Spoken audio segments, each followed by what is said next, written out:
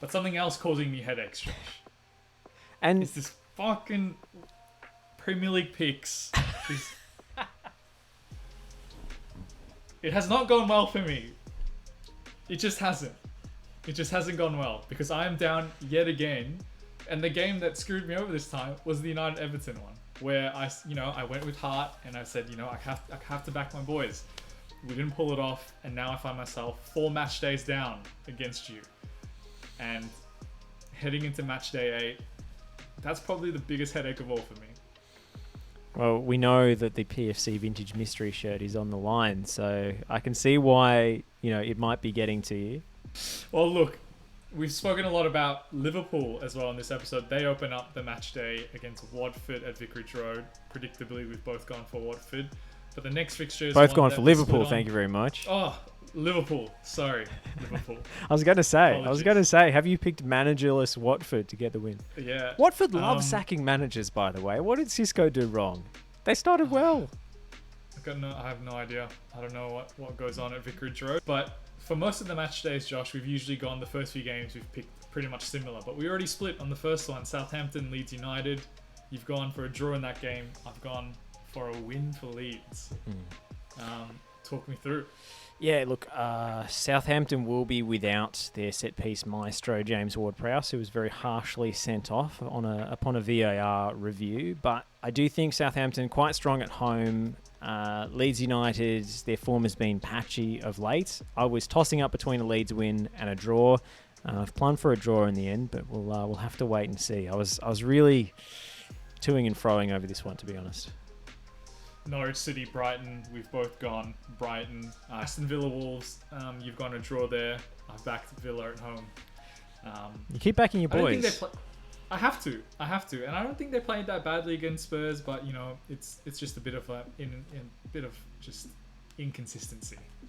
Well, I'm starting to see flickers of the Raul Jimenez of old. Speaking of head injuries, geez.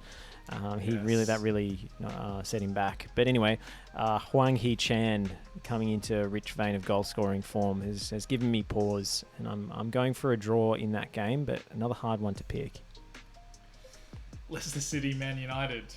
I am still backing them, even though, like my analogy said, they keep shitting in my food every time I roll into the fucking restaurant. But I'm hoping that they get it together against Leicester. You've also backed them.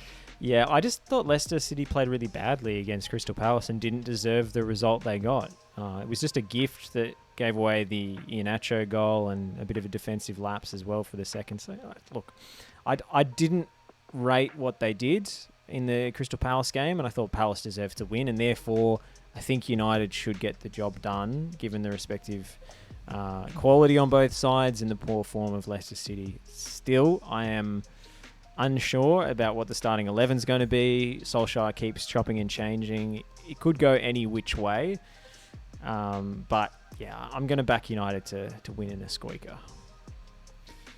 Man City, Burnley, both gone for Man City. I can't see anything else changing in that game. Yeah, especially with City at home. I mean, maybe Burnley at home could squeak out a result, but City at home should win that game. Brentford Chelsea to me was a tough one. We both tipped Chelsea, but Brentford are looking all right. Like they're playing good football. They obviously scored the last minute to get the result this morning. But both Chelsea there. I can't look past Chelsea for that game. Still, I was a bit disappointed in the way Chelsea played against Southampton. I thought they got really lucky. And there are a couple of experiments that Tuchel needs to end straight away. One is playing Callum Hudson-Odoi as a left inside forward. The dude is a winger. If you're not going to play him out wide, he is experimented with him as a wing back. Of course, they don't really play with wingers at Chelsea, so they should probably just cash in on the guy if they're not going to play him on a flank. He was really stifled by the positions he was taking up. And also, whenever Chelsea do without one of Jorginho or Kante or both, they just don't play as well. And Mateo Kovacic is getting way too many starts for my liking. I just think he's a bit limited, especially in his defensive awareness and his movement off the ball. They're just not the same team without that Jorginho-Kante axis. So I'm expecting that pairing to make a return, and Chelsea should beat Brentford as a result. Everton, West Ham. I'm surprised at your pick for this one. You picked Everton. I've gone for a draw in this game, but you've been high on West Ham this season. Yes. Look, they played really well last year. I don't think they're quite as good a side as they were in that crazy run of form they had, especially with Lingard smashing in goals and so forth. Everton just impressed me. I like the way they went about it. Doucouré's having a best season of his life. Look, Rafa Benitez is doing a pretty good job, and also we're probably going to see the return of Dominic Calvert-Lewin up front in this game, which was, I thought, their biggest weakness against United. Salomon Rondon just not really being a goal-scoring threat. Newcastle-Tottenham. Newcastle continued to get no love on this show. We've both picked Spurs to get the result. But the last fixture of the match day is one that I'm interested in. Arsenal-Crystal Palace. You've gone Arsenal. I've gone Crystal Palace. Yeah, I mean, it's a tough one to pick again. I thought Arsenal at home, I trust that they would get the job done. Crystal Palace have impressed this season as well, but most of their good football has come in home fixtures, I've felt. I don't know if that's statistically backed out, but they did, last time they went away to a big side was the Liverpool game, and they got done 3-0.